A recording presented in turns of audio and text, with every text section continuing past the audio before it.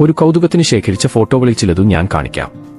തീർച്ചയായും ചുമ്മാ ഫോട്ടോകളിൽ കാണുന്നതിന് കണിശമായ ഒരു പഠനത്തിന്റെ കൃത്യതയൊന്നും അവകാശപ്പെടാനില്ലെങ്കിലും തീർച്ചയായും കൺഫർമേഷൻ ബയാസ് ഉണ്ടാകുമെങ്കിലും ഞാൻ പറയുന്ന പോയിന്റ് വ്യക്തമാകാൻ ഈ ഫോട്ടോകൾ ഉപകരിക്കും.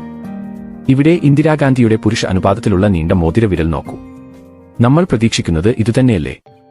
പുരുഷ അനുപാതത്തിലുള്ള വേറൊരു കൈ കാണാം. Hillary Clinton. അവരുടെ ഭർത്താവായ ബിൽ ക്ലിന്റണും ഒരു ലോക നേതാവിന് പ്രതീക്ഷിക്കാവുന്ന പോലെ പുരുഷ അനുപാതത്തിലുള്ള വിരലുകളാണ് ഉള്ളത്. മറ്റു പല അമേരിക്കൻ പ്രസിഡന്റുമാർക്കും പുരുഷ അനുപാതത്തിലുള്ള വിരലുകൾ തന്നെയാണ് കാണുന്നത്. മുൻ പ്രസിഡന്റായ ഒബാമയുടെ വിരലുകൾ നോക്കൂ.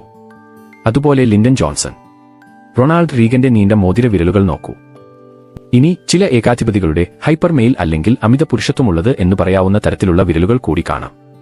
ഇവരുടെ 2:4D അനുപാതം കുറെ കൂടി ചെറുതാണ് എന്നാണ് തോന്നുന്നത്.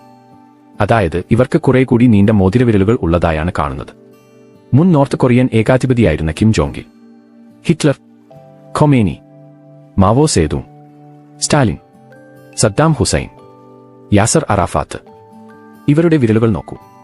ഉയർന്ന ടെസ്റ്റോസ്റ്റിറോൺ ഇവരുടെ ഏകാധിപത്യ സ്വഭാവത്തിന് കാരണമായിട്ടുണ്ടാകുമോ? യോഗി ആദിത്യനാഥിന്റെ വിരലുകൾ നമ്മൾ പ്രതീക്ഷിക്കുന്ന പോലെ തന്നെയല്ലേ? വ്യക്തമായ പുരുഷാനുപാതം.